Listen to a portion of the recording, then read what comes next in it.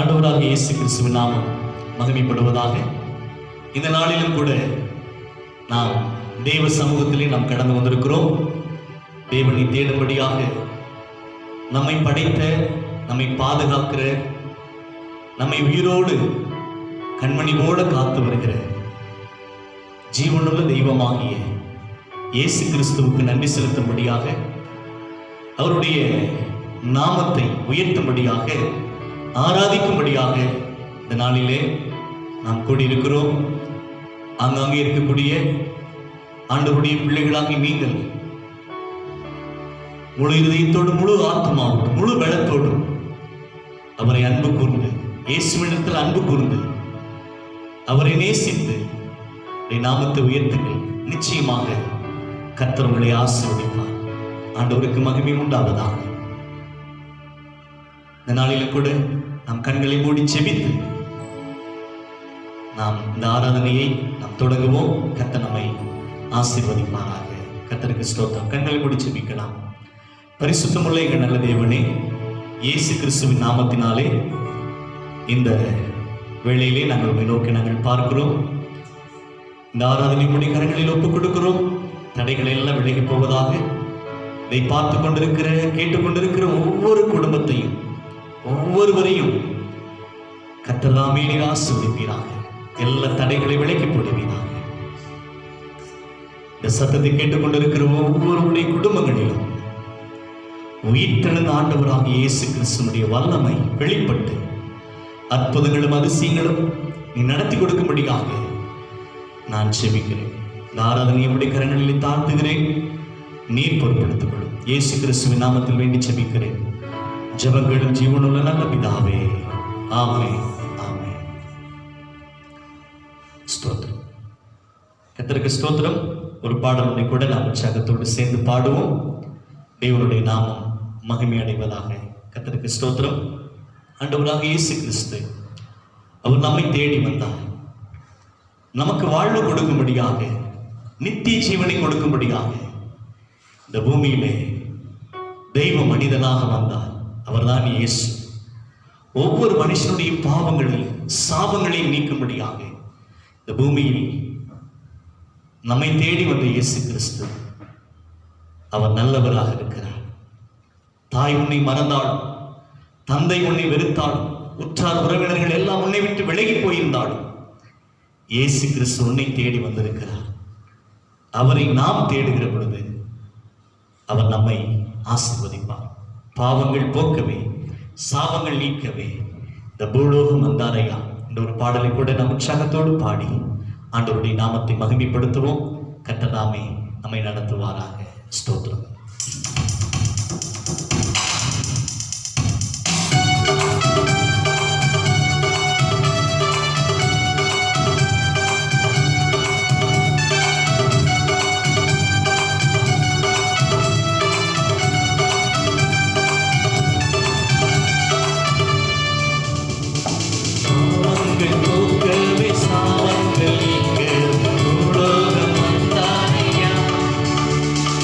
மனித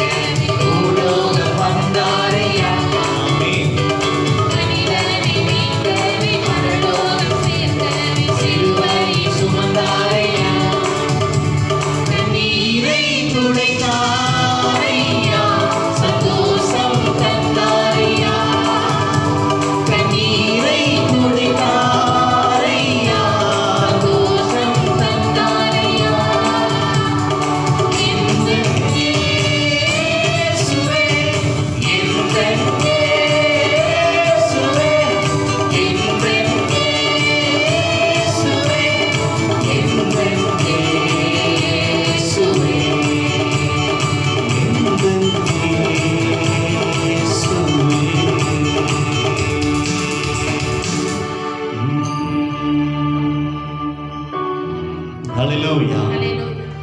ஆண்டவர் நல்லவர். அவர் நம்மை தேடி வந்தார். தங்கத்தை வைரத்தை கேட்கவில்லை. ஒவ்வொரு மனிதனுடைய உள்ளத்தை இயேசு கேட்கிறார். ஒரு மனிதனுடைய உள்ளத்தில் இயேசு இருக்கிற பொழுது, அவர் ஒரு மனிதனுடைய உள்ளத்தில் வாழ்கின்ற பொழுது அந்த மனிதனுடைய வாழ்க்கை பிரகாசமாக இருக்கும். அந்த இயேசு நல்லவர், அவர் நம்மை நேசிக்கிறார். அவருடைய நாமத்திற்கு மகிமை உண்டாவதாக. அவரை போல ஒரு நல்ல தகப்பன் யாருமே இல்லை. அவரை போல ஒரு நல்ல தெய்வம் யாரும் இல்லை. அவ்வளவு நல்ல ஆண்டவர், அவர் நம்மோடு இருக்கிறார். அவருக்கு ஸ்தோத்திரம். ஒரு பாடல்களை கூட நாம் பாடி ஆண்டவரை நம்ம ஆராதனை செய்யலாமா? கர்த்தருக்கு மகிமை உண்டாவதாக.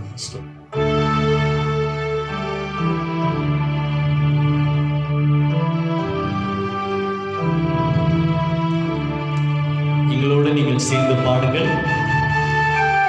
உம்மை போல நல்ல தகப்பன் இல்லப்பா, உம்மை போல நல்ல தெய்வம் இல்லப்பா என்ற பாடலை சேர்ந்து பாடலாம்.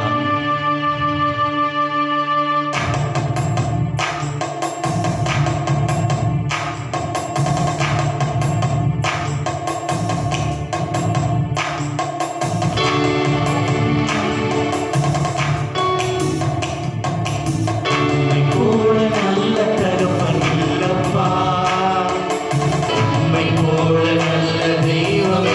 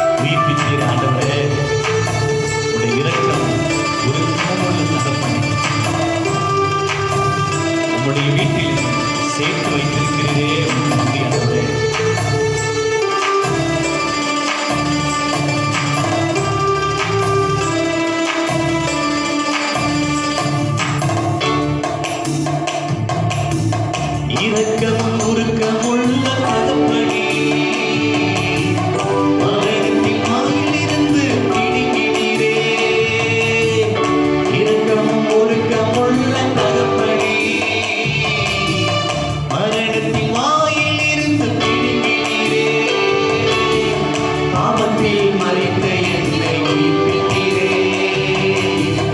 இரக்கம் ஒழுக்கமுள்ள தகப்பனே, நித்திய வீட்டில் என்னை சேர்த்தீரே. உமது வீட்டில் என்னை சேர்த்தீரே. என் நினைவுகளை என் துவக்கமும் நீரே, என் முடிவும் நீரே. கடைசி வரை என்னை கடைசி வரை நடத்திடுவீரே. உம்மை போல நல்ல தகப்பன் இல்லப்பா, உம்மை போல நல்ல தெய்வம் இல்லப்பா. எல்லாரும் சொல்லலாமா? உம்மை போல நல்ல தகப்பன் இல்லப்பா, உம்மை போல நல்ல தெய்வம் இல்லப்பா. என் நினைவுகளை அறிபவர் நீரே, என் துவக்கமும் நீரே, முடிவும் நீரே. கடைசி வரை நடத்திடுவீரே. என்னை கடைசி வரை நடத்திடுவீரே. உம்மை போல நல்ல தகப்பன் இல்லப்பா, உம்மை போல நல்ல தெய்வம் இல்லப்பா. உம்மை போல நல்ல தகப்பன் இல்லப்பா, உம்மை போல நல்ல தெய்வம் இல்லப்பா.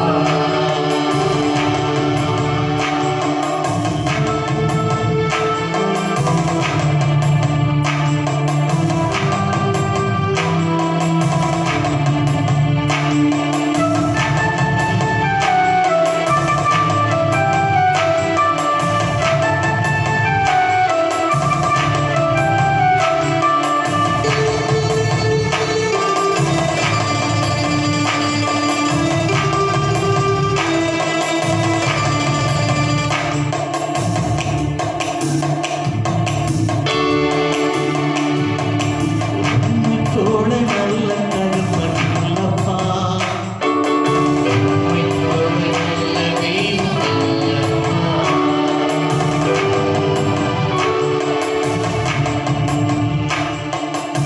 உம்மை விட்டு நான் எங்கே போவேன்?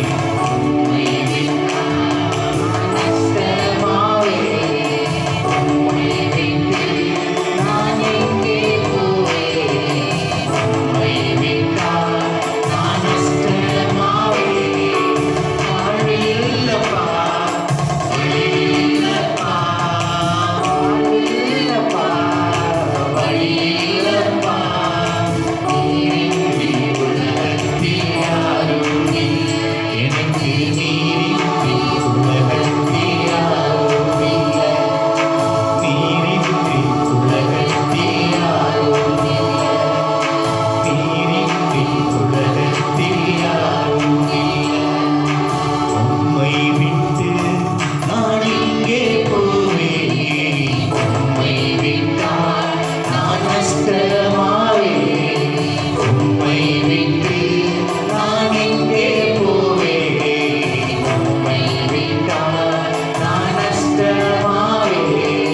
வாழ்வில்லப்பா, வழியில்லப்பா, வாழ்வில்லப்பா, வழியில்லப்பா. நீரின்றி உலகத்தில் யாரும் இல்லை. எனக்கு நீரின்றி உலகத்தில் யாரும் இல்லை.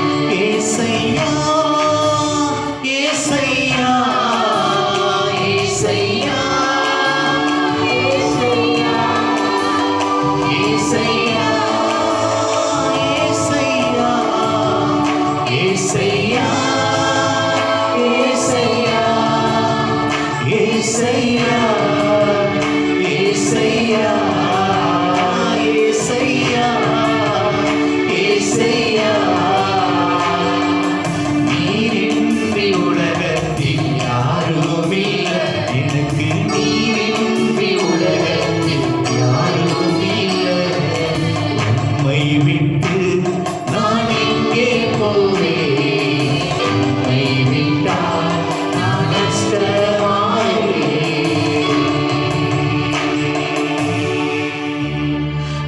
ஹalleluya ஹalleluya வாழ்வில்லப்பா வழியில்லப்பா நீரின்றி உலகத்தில் யாரும் இல்லை எங்களுக்கு நீரின்றி உலகத்தில் யாரும் இல்லை இயேசுவே நீரின்றி உலகத்தில் யாரும் இல்லை பூமியில் நீரின்றி உலகத்தில் யாரும் இல்லை.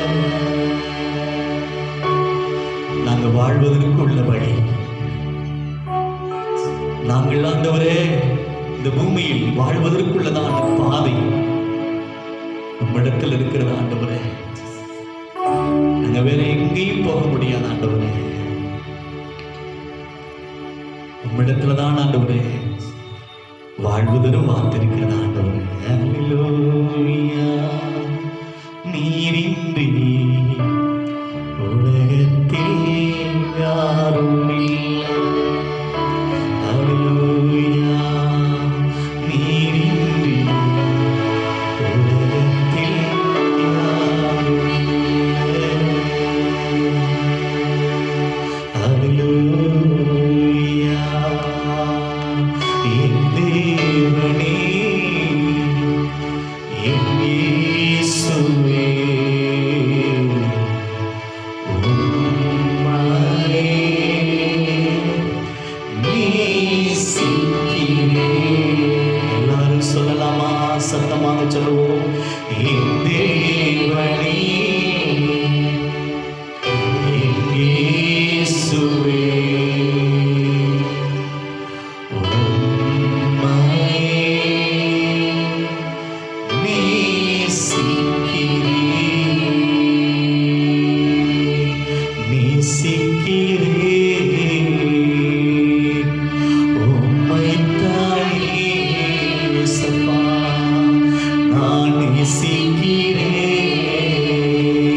உயிர் கொடுத்தவரே உம்மை தானே. ஹalleluya நீ நல்லவர், நீ பரிசுத்தர், நீ இரக்கமுள்ளவர், பாவங்களை மன்னிக்கிறவர், அற்புதங்களை செய்கிறவர். ஹalleluya ஹalleluya ஹalleluya ஹalleluya ஹalleluya ஹalleluya. நன்றி ஆண்டவரே, எல்லா கணத்துக்கு மகிமைக்கு பாத்திரரே, உமக்கு மகிமை ஆண்டவரே, உமக்கு ஸ்தோத்திரம் ஆண்டவரே. ஆண்டவரே உமக்கு நன்றி செலுத்துகிறோம் ஆண்டவரே, நன்றி செலுத்துகிறோம். தொடர்ந்து மீதியான வேளையை கர்த்தர் ஆசீர்வதிக்கும்படியாக பாஸ்டர் ஜெபம் பண்ணுங்க. ஸ்தோத்திரம் ஆண்டவரே, நாங்கள் துதிக்கிறோம் ஐயா, ஸ்தோத்திரிக்கிறோம் ஸ்தோத்திரிக்கிறோம் ஸ்தோத்திரிக்கிறோம் ஆண்டவரே. சர்வ வல்லமையுள்ள தேவனே, இந்த ஆராதனை வேளையிலே உம்மை துதிக்கும்படியாகவும் உம்மை ஆராதிக்கும்படியாகவும் உமக்கு நன்றி செலுத்தும்படியாகவும் கர்த்தர் கொடுத்ததான இந்த அருமையான வேலைக்காக உள்ளத்தின் ஆழத்திலிருந்து நாம் உமக்கு நன்றி செலுத்துகிறோம் ஐயா. ஆண்டவரே, நீர் எங்களுடைய கோட்டையாய், எங்களுடைய அரணாய், எங்களுடைய தஞ்சமாய் நீர் இருந்து இம்மட்டுமாய் நீர் எங்களை நடத்தி வருகிற எல்லா கிருபைகளுக்காக உள்ளத்தின் ஆழத்திலிருந்து நாம் உமக்கு மகிமை செலுத்துகிறோம். தொடர்ந்து நீர் எங்களோடு கூட இருப்பீராக, எங்களை வழி நடத்துவீராக. இந்த ஆராதனை மீதமுள்ள எல்லா பகுதியையும் பரிசுத்த ஆவியானவரின் ஆளுகைக்குள்ளாய் நாங்கள் ஒப்புக் கொடுக்கிறோம். உம்முடைய வழி நடத்துவதற்குள்ளாய் நாங்கள் ஒப்புக் கொடுக்கிறோம். தொடர்ந்து நீர் வழி நடத்தும் ஆசீர்வதியும் இயேசுவின் மூலம் ஜெபிக்கிறோம் பிதாவே, ஆமென். இப்பொழுது சங்கீதம் 12 நாம் வாசிக்க கேட்கலாம். பாஸ்டர் வினோலின் ராஜேஸ்வரி அவர்கள் இந்த வேளையிலே சங்கீதம் 12ஆம் சங்கீதத்தை வாசிப்பார்கள். நீங்களும் உங்களுடைய வேத புத்தகத்தை நீங்கள் திருப்பி இந்த 12ஆம் சங்கீதத்தை வாசிக்க நான் கேட்டுக்கொள்கிறேன்.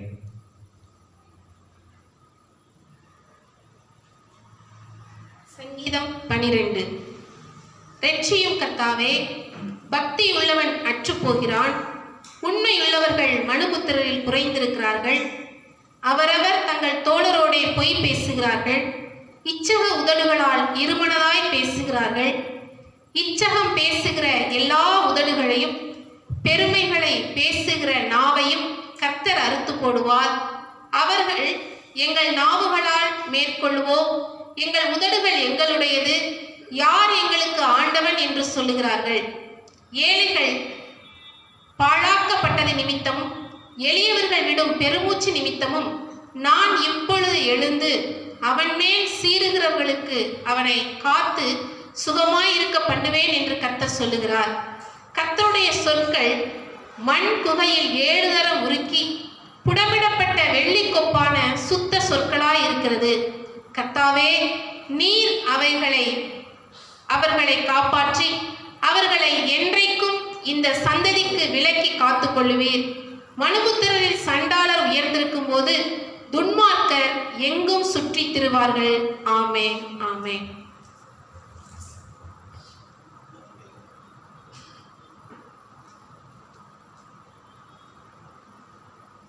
ஆண்டவருடைய நாமம் மகிமைப்படுவதாக. இந்த வேளையிலே அந்த வாசிக்கப்பட்டதான சங்கீதம் 12 சொல்லப்பட்டிருக்கிறபடி கர்த்தருடைய சொற்கள் மண் குகையில் 7 தரம் உருக்கி புடமிடப்பட்ட வெள்ளி கொப்பான சுத்த சொற்களாய் இருக்கிறது என்று சொல்லி நாம் பார்க்கிறோம். கர்த்தருடைய வசனம் அது சுத்த சொற்களாய் இருக்கிறது என்று சொல்லி வேத வசனத்திலே நாம் பார்க்கிறோம். ஆண்டவருக்கு மகிமை உண்டாவதாக.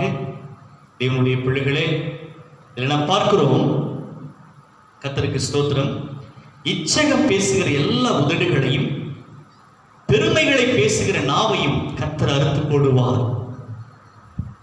அவர்கள் எங்கள் நாவுகளால் மேற்கொள்ளுவோம், எங்கள் உதடுகள் எங்களுடையது, யார் எங்களுக்கு ஆண்டவன் என்று சொல்லுகிறார்கள். ஏழைகள் பாழாக்கப்பட்டது நிமித்தம் எளியவன் விடும் பெருமூச்சு நிமித்தமும் நான் இப்பொழுது எழுந்து அவன் மேல் சீறுகிறவர்களுக்கு அவனை காத்து சுகமாயிருக்க பண்ணுவேன் என்று கர்த்தர் சொல்லுகிறார். கர்த்தர் சொல்லுகிறார். 7வது வசனத்திலே நாம் பார்க்கிறோம், கர்த்தாவே, நீர் அவர்களை காப்பாற்றி அவர்களை என்னென்றைக்கும் இந்த சந்ததிக்கு விலக்கி காத்துக்கொள்ளும். ஆண்டவருக்கு ஸ்தோத்திரம். அன்றைய பிள்ளைகளே, நம்மை பாதுகாக்கிறவர் கர்த்தர். நமக்கு விரோதமாக இச்சகம் பேசுகிறவர்கள், எதிராக நிற்கிறவர்கள் ஒரு நாளும் அவர்கள் நிற்க முடியாது, அவர்கள் விழுந்து போவார்கள் என்று சொல்லி வேத வசனத்திலே பார்க்கிறோம். கர்த்தரை நம்பியிருக்கிற அவருடைய பிள்ளைகளை ஆண்டவர் ஒரு நாளும் கைவிட மாட்டார் என்று சொல்லி நாம் இதில் பார்க்கிறோம். நிச்சயமாக இந்த சத்தத்தை கேட்டுக்கொண்டிருக்கிற உங்களை ஆண்டவர் கைவிட மாட்டார். உங்களுடைய வாழ்க்கையிலே எந்த சூழ்நிலையில் நீங்கள் இருந்தாலும் ஆண்டவர் தாமே உங்களுடைய இருதயத்தையும் உங்களையும் பார்த்து அவர் நன்மைக்கு ஏதுவாக நடத்துவாராக. கர்த்தருக்கு ஸ்தோத்திரம். கர்த்தருடைய நாமம் மகிமைப்படுவதாக.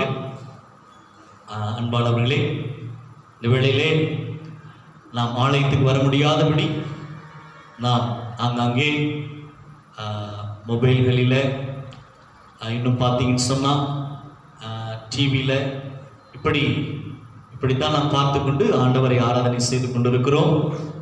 ஆனாலும் இந்த நாட்களில் நம்முடைய உள்ளத்தை ஆண்டவர் பார்க்கிறார். எந்த இடத்தில் இருந்து நம் ஆண்டவரை உண்மையாக நோக்கி பார்க்கிறோமோ அந்த இடத்தில் நாம் தேவனை தேடுகிற பொழுது கர்த்தர் நிச்சயமாக நம்முடைய மத்தியில் வாசம் பண்ணுகிறார்.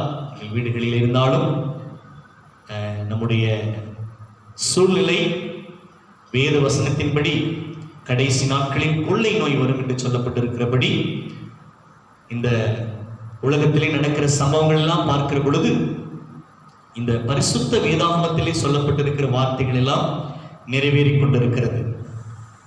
ஆண்டவராகிய இயேசு கிறிஸ்து அவரிடத்திலே சீசர்கள் போய் உலகத்தின் முடிவுக்கும் உம்முடைய வருகைக்கும் அடையாளம் என்ன என்று சொல்லி கேட்ட பொழுது 2020 வருஷத்திற்கு முன்பாக ஆண்டவராகிய இயேசு கிறிஸ்து சொன்னார், உலகத்தின் முடிவுக்கும் என்னுடைய வருகைக்கும் அடையாளம் என்னவென்று சொன்னால்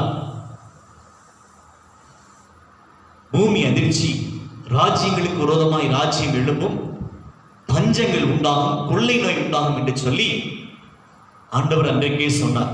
இந்த நாட்களிலே இந்த பரிசுத்த வேதாகமத்தில் சொல்லப்பட்டிருக்கிற எல்லா சம்பவங்களும் நிறைவேறி கொண்டிருக்கிறது.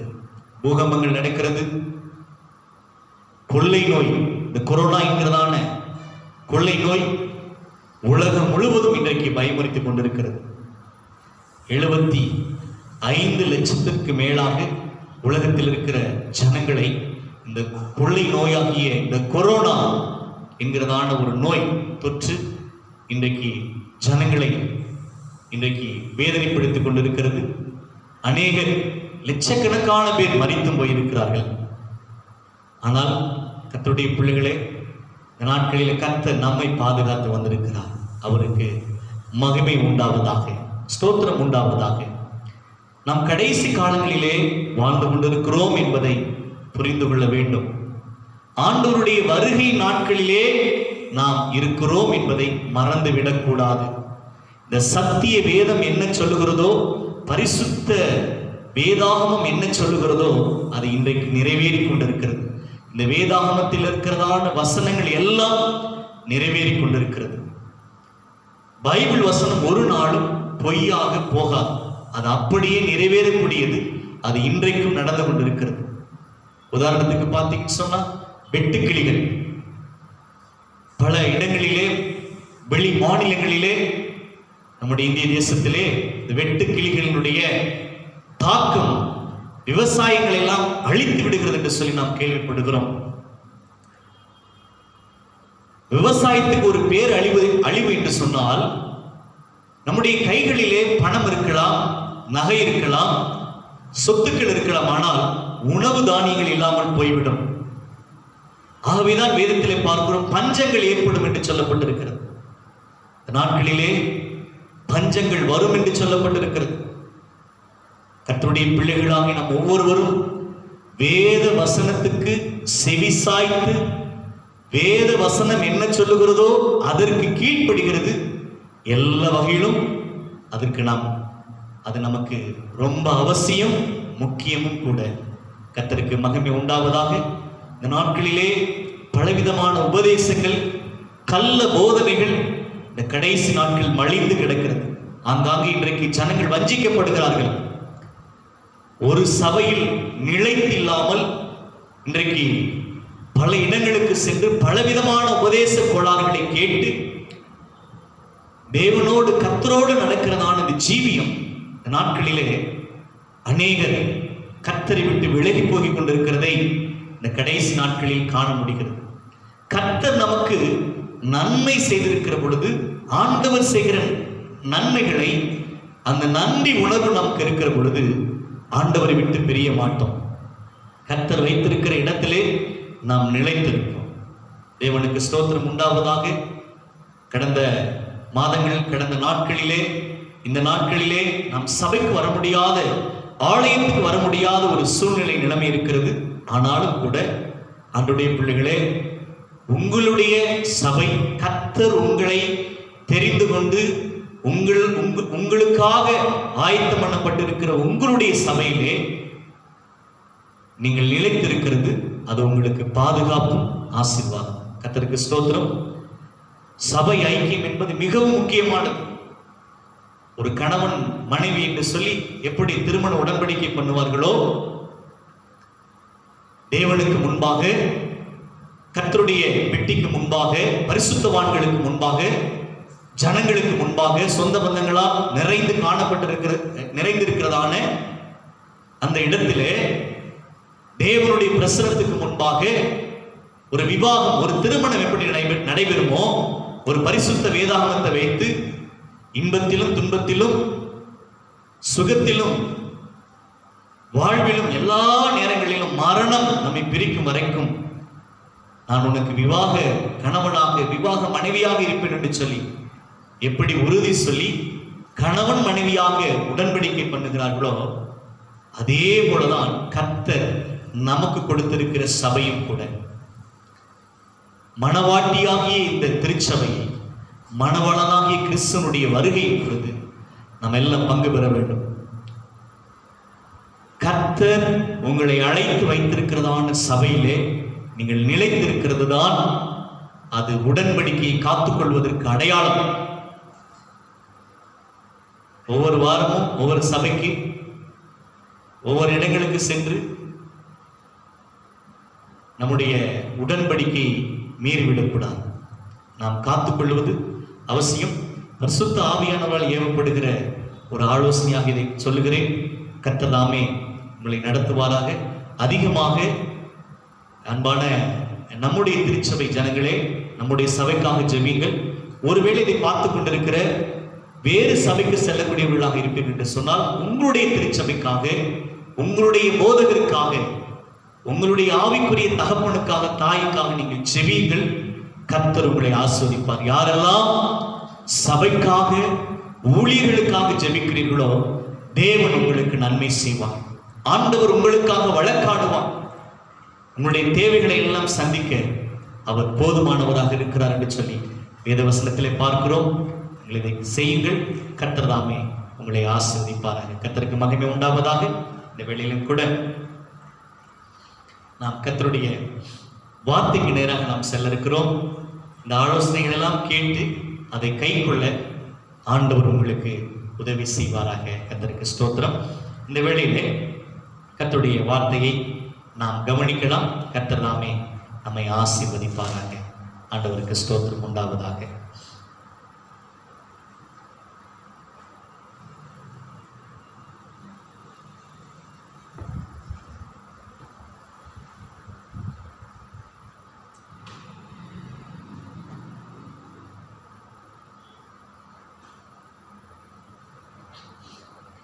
கடந்த நாட்களிலே நாம் நல்ல சாட்சியை கேட்டோம்.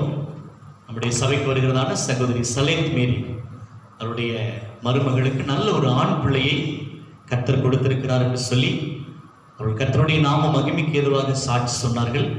போன் மூலியமாக கர்த்தருடைய பிள்ளைகளே, இந்த நாட்களிலே ஆண்டவர் இன்றைக்கும் அற்புதம் செய்கிறார். அவருடைய மருமகள் முன்பாக ஒரு 6 மாதம் கர்ப்பிணி பெண்ணாக இருந்து அது அபட்டாய் ரொம்ப வேதனைப்பட்டார்கள். ஆனால் அவர்களுக்காக ஜெபித்தோம். கர்த்தர் கொடுத்த வாக்குத்தத்தத்தின்படி ஆண்டவர் சகோதரி சலேத்தருடைய மருமகளுக்கு நல்ல ஒரு ஆண் பிள்ளையை கொடுத்திருக்கிறார். இவர் பிள்ளைகளே, இது ஆண்டவருக்கு மகிமை உண்டாக இந்த சாட்சியை நான் சொல்லுகிறேன். உங்களுக்கும் கூட இதை கேட்டுக்கொண்டிருக்கிற, பார்த்து கொண்டிருக்கிற உங்களுடைய வாழ்க்கையில் ஏதாவது எதிர்பார்ப்புகள் இருக்குமே சொன்னால் நிச்சயமாக ஆண்டவர் உங்களுக்கும், புத்திரபாக்கியம் இல்லாதவர்களுக்கு புத்திரபாக்கியம், வீடு வாசல் இல்லாதவர்களுக்கு வீடு வாசல், கடன் பிரச்சனை உள்ளவர்களுக்கு கடனை கட்டி தீர்க்கக்கூடிய கிருபையை, வழி வாசலை ஆண்டவர் கொடுப்பார். என்னெல்லாம் உங்களுடைய மனதில் எதிர்பார்க்கிறீர்களோ, கர்த்தரை நம்புகிற பொழுது, தேவனுடைய வசனத்துக்கு கீழ்ப்படுகிற பொழுது கர்த்தர் தாமே உங்களை ஆசீர்வதிப்பார். ஆண்டவருக்கு மகிமை உண்டாவதாக. கர்த்தருக்கு ஸ்தோத்திரம். இந்த வேளையில் நாம் கர்த்தருடைய வார்த்தையை கேட்கலாம். 1 சாமுவேலின் புஸ்தகம் 3ஆம் அதிகாரம், அதிலே 10வது வசனம். இந்த நாளிலே இந்த செய்திக்காக நாம் எடுத்துக்கொள்ளலாம். ஆண்டவருக்கு ஸ்தோத்திரம். 1 சாமுவேல் 3ஆம் அதிகாரம் 10வது வசனம். இதிலே அந்த கடைசி லைனை மாத்திரம் செய்திக்காக நான் எடுத்துக்கொள்கிறேன். ஆனால் அந்த வசனத்தை முழுவதுமாக வாசிக்கிறேன், நீங்கள் கவனியுங்கள். அப்பொழுது கர்த்தர் வந்து நின்று முன் போல சாமுவேலே சாமுவேலே என்று கூப்பிட்டார். அதற்கு சாமுவேல் சொல்லும் அடியேன் கேட்கிறேன் என்றார். கண்ணில் மூடி ஜெபிக்கலாம். நன்றி ஆண்டவரே, வார்த்தையின் மூலியமாக நீ பேசும், ஆசீர்வதி. இயேசுவின் நாமத்தில் ஜெபிக்கிறோம் பிதாவே, ஆமென். இந்த 1 சாமுவேல் 3ஆம் அதிகாரம் 10ஆம் வசனத்திலே கடைசி லைன்ல பார்க்கிறோம். அதற்கு சாமுவேல் சொல்லும் அடியேன் கேட்கிறேன் என்றான். கர்த்தாவே, நீர் சொல்லும் அடியேன் கேட்கிறேன் என்றான் என்று சொல்லி இந்த வசனத்தில் பார்க்கிறோம். முதலாவதாக ஆண்டவர் சொல்லும் வார்த்தையை நாம் கேட்க வேண்டும். சாமுவேல் என்கிறதான இந்த சிறு பிள்ளையாண்டான் இந்த வேத வசனத்தில் பார்க்கிறோம். சாமுவேலே சாமுவேலே என்று சொல்லி. அப்பொழுது சாமுவேல், சொல்லும் கர்த்தாவே, அடியேன் கேட்கிறேன் என்று சொல்லி சொல்லுகிற ஒரு வார்த்தையை நாம் இங்கு பார்க்கிறோம். ஆங்கில வேதாகமத்தில் speak for your servant is listening. ஆண்டவருடைய சொல்லை, அவருடைய வார்த்தையை காது கொடுத்து கேட்கிறேன் என்று சொல்லுகிறான் சாமுவேல். அப்படி என்று சொன்னால் இந்த செய்திக்கு ஒரு தலைப்பு வைத்து பார்க்கிற பொழுது கீழ்ப்படிதல் என்று அர்த்தம். இந்த செய்திக்கு தலைப்பாக நீங்கள் குறித்துக் கொள்ளுங்கள், கீழ்ப்படிதல். ஆண்டவருடைய பிள்ளைகளே, சாமுவேலை பார்த்து ஆண்டவர் கூப்பிடுகிறார். சாமுவேல் சொல்லுகிறார், சொல்லும், நீர் என்ன சொல்லுகிறீரோ ஆண்டவரே அதை நான் கேட்கிறேன் என்று சொல்லி சொல்லுகிறதை நாம் பார்க்கிறோம். அன்பானவர்களே, இந்த நாட்களிலே அநேக யார் யார் சொல்லுகிறதையோ கேட்கிறார்கள். ஆனால் ஆண்டவர் சொல்லுகிறதை, அந்த சத்தத்தை நாம் கேட்டு அதை உணர்ந்திருக்க வேண்டும். மனித சத்தம், மனிதர்கள் பேசுகிற பேச்சு, மனிதர்கள் சொல்லுகிற வார்த்தை, மனிதர்களால் பேசப்படுகிற காரியங்கள் நமக்கு தெரியும். பிசாசும் இன்றைக்கு அநேகரை வஞ்சிக்கிறான். பிசாசும் இன்றைக்கு பேசுகிறான். ஆண்டவரும் பேசுகிறார். மனிதருடைய சத்தம், பிசாசுடைய சத்தம், ஆண்டவருடைய சத்தத்தை நாம் கேட்க வேண்டும். இந்த சாமுவேல் சிறு பிள்ளையாக ஆலயத்திலே படுத்து உறங்கிக் கொண்டிருக்கிறான். ஆண்டவர் கூப்பிடுகிறார், அவனுக்கு தெரியவில்லை. அப்பொழுது அந்த ஆலயத்தில் இருக்கிறதான ஊழியக்காரன் ஏலி என்கிறதான அந்த தேவ மனுஷன் கர்த்தர் கூப்பிடுகிறார் என்று அறிந்து சாமுவேலை பார்த்து சொல்லுகிற ஒரு வார்த்தை தான் இந்த 9வது வசனத்தில் பார்க்கிறோம். சாமுவேலை நோக்கி, நீ போய் படுத்துக்கொண்டு உன்னை கூப்பிட்டால் அப்பொழுது கர்த்தாவே சொல்லும், அடியேன் கேட்கிறேன் என்று சொல் என்றான். சாமுவேல் போய் தன்னுடைய ஸ்தானத்தில் படுத்துக் கொண்டான் என்று சொல்லி பார்க்கிறோம். சாமுவேல் தூங்கிக் கொண்டிருக்கிற பொழுது ஒரு சத்தம் வருகிறது. யாரோ சாமுவேல் என்கிற ஒரு சிறு பிள்ளையும் ஒரு பெரிய ஒரு வயதான ஒரு ஐயாவும் ஒரு ஆலயத்தில் தங்கியிருக்கிறார்கள். அப்பொழுது அவன் தூங்கிக் கொண்டிருக்கிற பொழுது அந்த ஐயா தான் கூப்பிடுகிறான் என்று சொல்லி அவன் நினைத்து வேகமாக எடுத்து போய் கேட்கிறான், என்னை கூப்பிட்டீரோ ஐயா அப்படின்னு. ஆனால் அந்த தேவ ஊழியருக்கு தெரிகிறது, நான் கூப்பிடவில்லை, கர்த்தர் கூப்பிடுகிறார், பிள்ளையானால் இன்னும் அறியாமல் இருக்கிறான் என்று சொல்லி, கர்த்தருடைய சத்தத்தை இன்னும் கேட்க தெரியவில்லை என்று சொல்லி சாமுவேலை பார்த்து சொல்லிக் கொடுக்கிறார் ஏலி என்கிறதான தேவ மனுஷன். சொல்லும் கர்த்தாவே, அடியேன் கேட்கிறேன் என்று சொல்லி சொல்லிக் கொடுக்கிறார். அப்பொழுதுதான் தெரிகிறது சாமுவேலுக்கு கர்த்தர் பேசுகிறார் என்று சொல்லி. அன்பான கர்த்தருடைய பிள்ளைகளே, இன்றைக்கு மனிதர்களுடைய சொல்லை கேட்டு, மனிதர்களுடைய பேச்சை கேட்டு அநேகர் ஏமாந்து போயிருக்கிறார்கள். அநேக ஏமாற்றுக்காரர்களுடைய பேச்சை கேட்டு நம்பி கைவிடப்பட்டிருக்கிறார்கள். பிசாசு இன்றைக்கு நயவஞ்சகமாக வஞ்சிக்கிறான், மனிதர்களுக்கு கொண்டே ஏமாத்துகிறான்.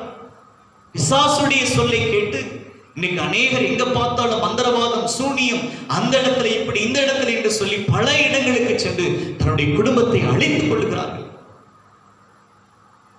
ஆனால் வேத வசனம் தெளிவாக சொல்லப்பட்டிருக்கிறது, ஆண்டவர் உன்னோடு பேசுகிறவர், ஆண்டவர் உன்னோடு பேசுகிறவர். ஆண்டவருடைய சத்தத்தை கேட்க தெரிந்திருக்கிற வேண்டும் தேவனுடைய பிள்ளை. நீ தூங்கி எழுந்திருக்கிற பொழுதே கர்த்தருடைய சத்தத்தை கேட்க வேண்டும். இன்னைக்கு இந்த வேலையை செய்யணும், இந்த இடத்துக்கு போகணும், இந்த காரியத்தை முடிக்கணும் என்று சொல்லி நான் முதலாவதாக, நீங்கள் முதலாவதாக ஆண்டவருடைய சமூகத்தில் உட்கார்ந்து செபித்து அவர் சொல்லக்கூடிய ஆலோசனையை கேட்க வேண்டும். இன்னைக்கு அநேகர் ஆண்டவருடைய பேச்சை சொல்லை கேட்காமல் இன்னைக்கு சுயமாக ஒரு முடிவை எடுத்து, சுயமாக தானாக ஒரு காரியத்தை செய்து தன்னுடைய வாழ்க்கையில் தோல்வியை தழுவிக் கொண்டிருக்கிறார்கள். வேதனையை தழுவிக் கொண்டிருக்கிறார்கள், துக்கத்தை தழுவிக் கொண்டிருக்கிறார்கள். இதை கேட்டுக்கொண்டிருக்கிற அன்பு சகோதரனே, சகோதரியே, கர்த்தருடைய சத்தத்தை கேட்க தெரிந்திருக்க வேண்டும். ஒருவேளை நீங்கள் சிறு பிள்ளையாக கூட இருக்கலாம், வயதானவர்களாக இருக்கலாம், அல்லது வாலிபர்களாக நீங்கள் இருக்கலாம். யாராக இருந்தாலும் கர்த்தருடைய சத்தத்தை கேட்க தெரிந்திருக்க வேண்டும். அதுதான் இந்த பூமியில் வாழக்கூடிய வாழ்க்கைக்கு ஒரு அர்த்தம் இருக்கிறது. எனக்கு அந்த வேலை, நான் டியூட்டிக்கு போகணும், ஸ்கூல் போகணும், காலேஜ் போகணும், ஃபங்க்ஷன் போகணும், அங்கே போகணும், இங்கே போகணும்னு சொல்லி பல உலக பிரகாரமான வேலைகளை செய்துவிட்டு ஆண்டவரை தேடாமல், ஆண்டவருடைய சத்தத்தை கேட்காமல், அவருடைய வார்த்தையை கேட்காமல் நாம் மற்ற வேலைகளை பார்க்கிற பொழுது அந்த நாள் அது வீணாக போய்விடும். அது பிரயோஜனம் இல்லாத ஒரு நாளாக போய்விடும். சுய முயற்சியில் பல லட்சங்களை, ஆயிரங்களை, கோடிகளை சம்பாதிக்கலாம். தேவன் கர்த்தர் உன்னோடு பேசுகிற அந்த சத்தத்தை நீங்கள் கேட்க தெரிந்திருக்க வேண்டும்.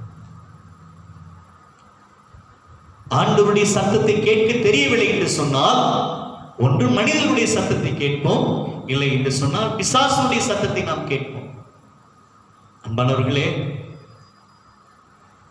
மனிதர்களுடைய வார்த்தை நல்ல ஆலோசனையும் இருக்கிறது. அதே வேளையில் மனிதர்கள் சொல்லுகிற வார்த்தை அது நிலையில்லாததும் கூட.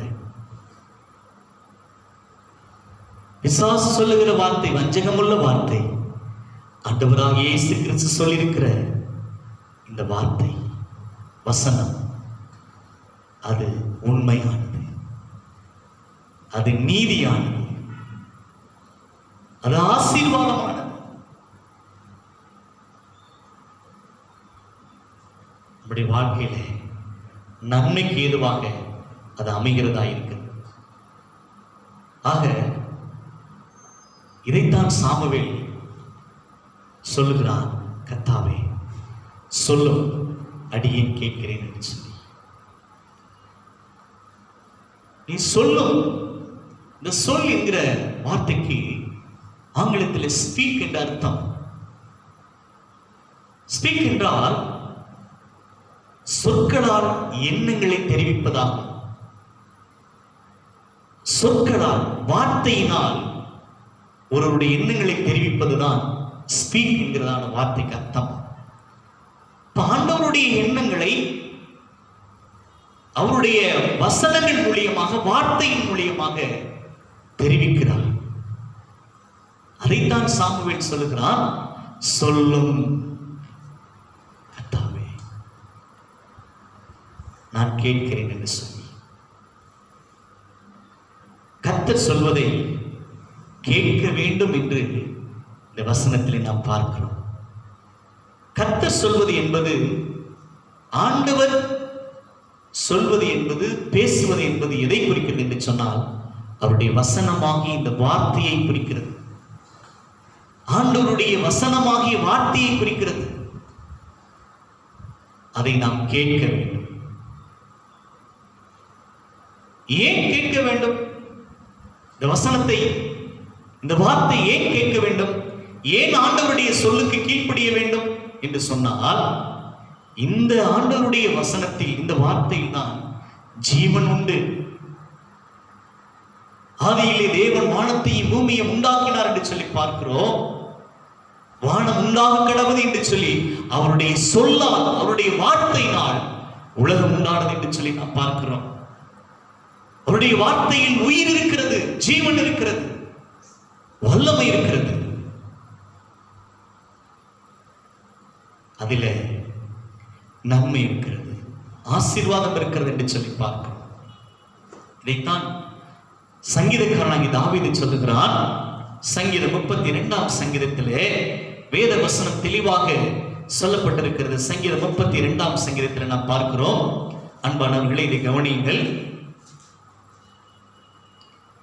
8வது வசனம், சங்கீதம் 32 8வது வசனத்திலே, நான் உனக்கு போதித்து நீ நடக்க வேண்டிய வழியை உனக்கு காட்டுவேன், உன்மேல் என் கண்ணை வைத்து உனக்கு ஆலோசனை சொல்லுவேன். ஆண்டவருடைய வசனமாகிய இந்த சொல், இந்த வார்த்தை நமக்கு ஆலோசனை காட்டுகிறதா, நல்ல போதனையை போதிக்கிறதா, நாம் நடக்க வேண்டிய வழியை காட்டுகிறதா. உன் மேலே என் கண்ணை வச்சு ஆலோசனை சொல்லுவேன். வசனத்துல நாம் பார்க்கிறோம். முன்னாடி வாசித்த 12ஆம் சங்கீதத்துல கூட நம்ம பார்த்து வாசிச்சோம். சங்கீதம் 12ல சொல்லப்பட்டது, கர்த்தருடைய சொல் அது எப்படி இருக்கிறது என்று சொன்னால், கர்த்தருடைய சொற்கள் மண் குகையில் 7 தரம் உருக்கி புடமிடப்பட்ட வெள்ளி கோப்பான சுத்த சொற்களாய் இருக்கிறது. சுத்தமான களங்கமில்லாத ஒரு வார்த்தை தான் இந்த பைபிள் வசனம். இது அவருடைய வார்த்தை, அவருடைய சொல். ஆண்டவருக்கு ஸ்தோத்திரம்.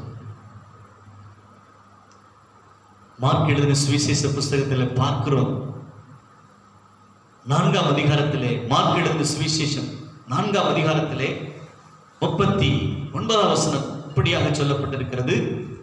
மார்க் 4ஆம் அதிகாரம் 39ஆம் வசனத்திலே பார்க்கிற பொழுது, வசனத்தை பார்க்கிற பொழுது, அவர் எழுந்து காற்றை அதட்டி கடலை பார்த்து, இறையாதே அமைதலாயிரு என்றார். அப்பொழுது காற்று நின்று போய் மிகுந்த அமைதல் உண்டாயிற்று என்று சொல்லி நாம் பார்க்கிறோம். 41ஆவது வசனத்திலே, அவர்கள் மிகவும் பயந்து, இவர் யாரோ, காற்றும் கடலும் இவருக்கு, இயேசு கிறிஸ்துவுக்கு கீழ்ப்படுகிறதே என்று ஒருவரோடு ஒருவர் சொல்லிக் கொண்டார்கள்.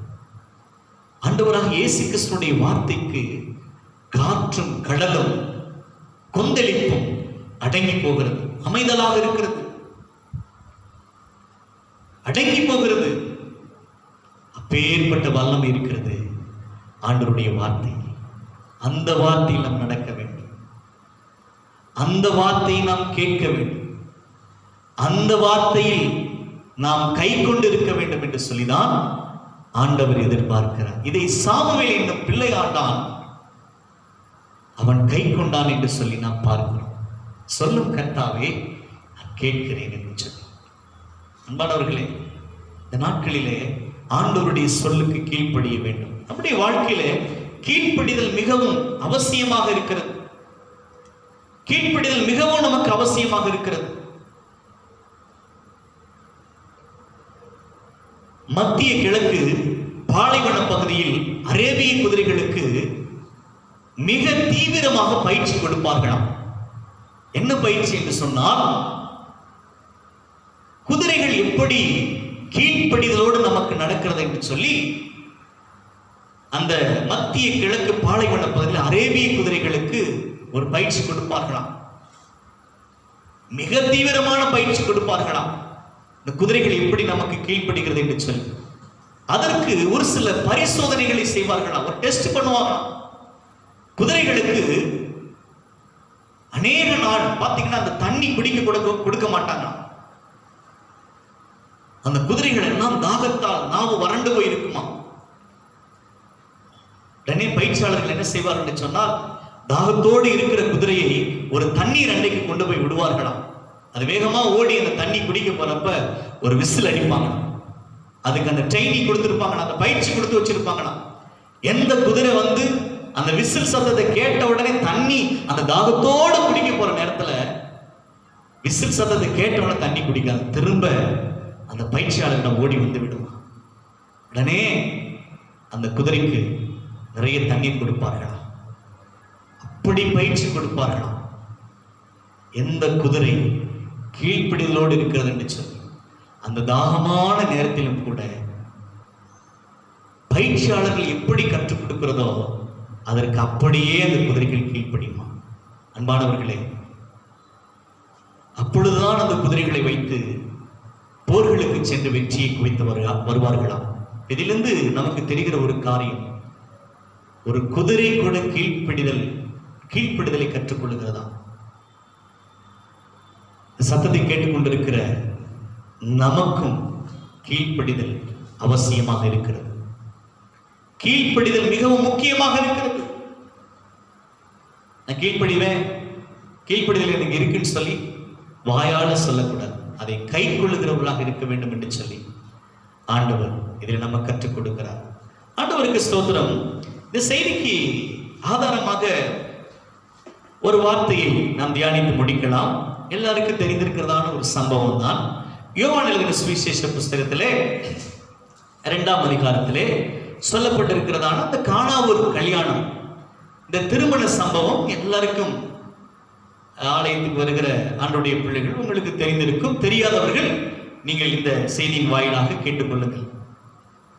கானாவூர் என்கிறதான ஒரு ஊரிலே ஒரு கல்யாணம் நடந்தது. அந்த கல்யாணத்துக்கு இயேசு அழைக்கப்பட்டிருந்தார், அவருடைய சீசர்களும் அழைக்கப்பட்டிருந்தார்கள், இயேசுடைய தாயும் அழைக்கப்பட்டிருந்தார்கள் என்று சொல்லி இந்த வேத வசனத்திலே நாம் பார்க்கிறோம்.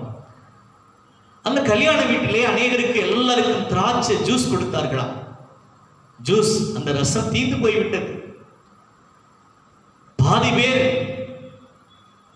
குடிச்சிட்டாங்க, பாதி பேருக்கு இல்லை. இப்ப என்ன பண்ணணும் ஒண்ணுமே தெரியல. சீசர்கள் எல்லாரும் போய் இயேசுடைய தாயாகி மரியாளிடத்தில் சொல்கிறார்கள். அவர்களுக்கு ஒன்று புரியவில்லை.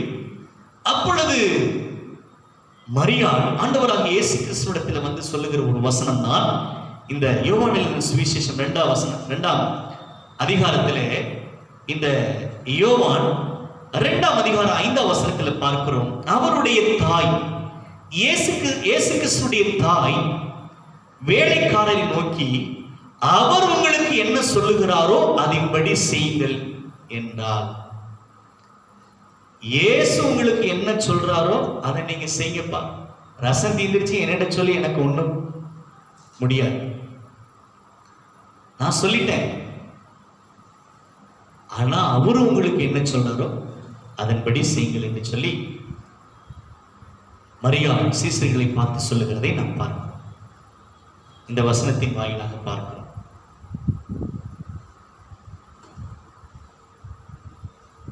அடுத்த வார்த்தை வசனங்களில் நாம் பார்க்கிறோம்.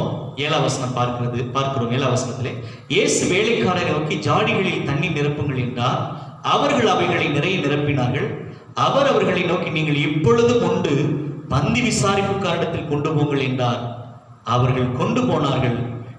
அந்த திராட்சரசம் எங்கே இருந்து வந்தது என்று தண்ணீரை கொண்ட வேலைக்காரருக்கு தெரிந்ததை அன்றி பந்தி விசாரிப்புக்காரனுக்கு தெரியாததினால் அவன் திராட்சரசமாய் மாறின தண்ணீரை ருசி பார்த்த போது மணவாளனை அழைத்து, எந்த மனுஷனும் முன்பு நல்ல திராட்சரசத்தை கொடுத்து ஜனங்கள் திருப்தி அடைந்த பின்பு ருசி குறைந்ததை கொடுப்பான், நீரோ நல்ல ரசத்தை இதுவரைக்கும் வைத்திருந்தீரோ என்றார். இயேசு தண்ணீரை திராட்சரசமாக மாற்றினார். இயேசு கிறிஸ்து தண்ணீரை திராட்சரசமாக மாற்றினார். இதில் இருக்கிறதான சத்தியம் என்னவென்று சொன்னால், இயேசு கிறிஸ்து சொன்னதான அந்த அவர் சொன்ன வார்த்தையை, சொல்லை வேலைக்காரர்கள் கேட்டார்கள். வேலைக்காரர்கள் கீழ்ப்படிந்தார்கள். அங்க கச்சாடி இருக்கு, போய் தண்ணி கொண்டு போய் ஊத்து அப்படின்னா உடனே என்ன பண்ணாங்கன்னா, அது எப்படி நாங்க தண்ணி ஊத்துவோம், ராட்சரசம் தீர்ந்துருச்சு, கடைக்கு போய் பழம் வாங்கலாமே, இல்ல ஜூஸ் போய் வாங்கலாமே, அப்படி அவர்கள் சொல்லல. இயேசு கிறிஸ்து சொன்ன உடனே அவர்கள் என்ன பண்ணினார்கள் என்று சொன்னால், கீழ்ப்படிந்து தண்ணீர் கொண்டு ஊற்றினார்கள். அந்த தண்ணியை மோக்கிற பொழுது, ஊற்றின பொழுது தண்ணி, அது மோக்கிற பொழுது திராட்சரசம். எப்படி நடந்தது என்று சொன்னால், அவருடைய வார்த்தையினால் வந்தது. தண்ணியை மோண்டு ஊத்துங்கன்னு சொன்னாங்க. இயேசு கிறிஸ்து சொல்லுகிற அவருடைய சொல்லிலே, அவருடைய வார்த்தையிலே வல்லமை இருக்கிறது என்று சொல்லி நாம் பார்க்கிறோம். அன்பானவர்களே, பரிசுத்த வேதாகம் நம்முடைய கரங்களில் கொடுக்கப்பட்டிருக்கிறது. ஏதோ ஒரு பிரசங்கத்தை கேட்கணும், ஏதோ ஒன்று நம்ம கேட்கணும் அப்படிங்கிற ஒரு கடமைக்காக இதை உங்களோடு நான் பேசவில்லை. பரிசுத்த ஆவியானவர் நம்மளோடு பேசிக் கொண்டிருக்கிறார். தேவ வசனத்தில் ஆசீர்வாதம் இருக்கிறது. வெறும் தண்ணீர் திராட்சரசமாக மாறுமே என்று சொன்னார். எப்பேற்பட்ட சூழ்நிலையை இயேசு கிறிஸ்துவின் வார்த்தையின் வல்லமையினால் மாற்ற முடியும். ஐயோ, என் குடும்பத்தில் இவ்வளவு பிரச்சனை இருக்கிறது, என் பிள்ளைங்க வாழ்க்கையில ஒண்ணுமே நடக்காம இருக்கிறது, எனக்கு இவ்வளவு கடன் பிரச்சனை இருக்கிறது, என்னுடைய சரீரத்தில் பலவீனங்கள் வியாதிகள் இருக்கிறது, எனக்கு ஒரு சொந்த வீடு இல்லை என்று நீங்கள் நினைக்கலாம். ஆண்டவருடைய சொல்லை நீங்கள் கேட்கிற பொழுது, அவருடைய சொல்லுக்கு, இந்த வேத வசனத்துக்கு நீங்கள் கீழ்ப்படுகிற பொழுது, நிச்சயமாக உங்களுடைய வாழ்விலே ஆண்டவர் அற்புதம் செய்வார். அன்பானவர்களே, நான் பார்க்கிற சத்தியத்தின்படி அவருடைய வார்த்தையில் ஜீவன் இருக்கிறது. இதைத்தான் சாமுவேல் சொன்னான். கர்த்தாவே சொல்லும், அடியேன் கேட்க, நீ சொல்லுகிற உன்னுடைய வார்த்தைக்கு நான் கேட்கிறேன் என்று சொன்னார். வேதத்தில் அநேகருடைய சாட்சியை நாம் பார்க்கிறோம். ஆபிரகாம் ஆண்டவருடைய சொல்லுக்கு கீழ்ப்படி தன்னுடைய மகனையே பலியாக செலுத்த சென்றார். அதனால் பூமியில் உள்ள வம்சம் எல்லாம் அவனுக்குள் ஆஸ்வதிக்கப்பட்டது என்று சொல்லி நம் ஆதியாகமத்தின் புஸ்தகம் 22ஆம் அதிகாரம் 18ஆம் வசனத்தில் பார்க்கிறோம். 100க்கு அதிபதி சொல்லுகிறான், என்னுடைய வேலைக்காரன் சுகவீனமாக இருக்கிறான். ஆண்டவர் பார்த்து சொல்றாரு, ஆண்டவரே ஒரே ஒரு வார்த்தை சொல்லப்பா, என் வேலைக்காரன் சுகமாவான்னு சொல்லி ஆண்டவர் சொன்னார். உன் விசுவாசத்தின்படி நீ போனார். அந்த சொன்ன அதே நிமிஷத்துல, அந்த நாளிகையில வேலைக்காரன் சுகமானான். எஜமானன் வீட்டுக்கு போய் பார்க்கிற பொழுது சுகவீனமா இருந்தவன், வியாதியா இருந்தவன், ஆண்டவர் சொன்ன வார்த்தையினால் அவன் சுகம் பெற்றான் என்று சொல்லி பார்க்கிறோம். என்னுடைய பிள்ளைகளே, சகோதரனே, சகோதரியே, உங்க வாழ்க்கையிலும் கூட, இந்த சத்தத்தை கேட்டுக்கொண்டிருக்க இந்த வேளையிலும் கூட நீங்கள் சொல்லுங்கள், ஒரே ஒரு வார்த்தை மாத்திரம் சொல்லுங்கப்பா, எல்லா நன்மைக்கு ஏதுவாக நடக்கும் என்று சொல்லி நீங்கள் விசுவாசத்தோடு உண்மையாக ஆண்டவருடைய வார்த்தைக்கு, வசனத்துக்கு கீழ்ப்படுகிற பொழுது கர்த்தர் நிச்சயமாக உங்களை ஆசீர்வதிப்பார். கர்த்தாவே சொல்லும், அடியேன் கேட்கிறேன் என்று சொல்லி சாமுவேல் சொன்னது போல நாமும் கூட ஆண்டுடைய சொல்லுக்கு, அவருடைய வார்த்தைக்கு நாம் கீழ்ப்படிந்து அதை கை கொள்ளுவோம். கர்த்தர் நம்மை ஆசீர்வதிப்பாராக. கண்களை மூடி ஜெபிக்கலாம். கண்களை மூடி ஜெபிக்கலாம். கண்களை மூடி ஜெபிக்கலாம். ஸ்தோத்திரம் ஆண்டவரே, ஸ்தோத்திரம் ஆண்டவரே, நன்றி ஆண்டவரே. சொல்லும், அடியேன் கேட்கிறேன் என்று சொல்லி சாமுவேல் சொன்னது போல நம்ம எல்லாரும் சொல்லலாமா? கர்த்தாவே, எல்லாரும் சொல்லுங்க, கர்த்தாவே சொல்லும், நீர் என்ன சொல்லுகிறீர்களோ அதை நான் கேட்கிறேன் அப்பா. உடைய சத்தத்தை நான் கேட்கிறவனாக, உடைய சத்தத்தை கேட்க தெரிந்திருக்கிறவனாக நான் இருக்க வேண்டப்பா. உங்க சத்தத்தை கேட்காம நான் போனா என் வாழ்க்கையில நஷ்டத்தை அடைந்து விடுவேன் ஆண்டவரே. என் காண்பிக்கிற பாதையில அந்த செல்லன் ஆண்டவர். இன்னைக்கு எத்தனையோ பேர் ஆண்டவரே, உங்க வார்த்தை, உங்க வெளிச்சம், அப்படி வசனத்தின் வெளிச்சம் இல்லாதபடி இருளில் இருக்கிறாங்களேப்பா. இந்த வேளையில் கர்த்தாவே, இந்த சத்தத்தை கேட்டுக்கொண்டிருக்கிற, இதை பார்த்து கொண்டிருக்கிற ஒவ்வொருவருடைய வாழ்க்கையிலும் ஆண்டவரே, உங்களுடைய வார்த்தை வெளிப்படட்டும் ஆண்டவரே. உடைய சத்தியம் நிறைவேறட்டும் ஆண்டவரே. ராஜா, ஹல்லேலூயா, ஹல்லேலூயா. ஒரு வார்த்தை சொல்லும் கர்த்தாவே,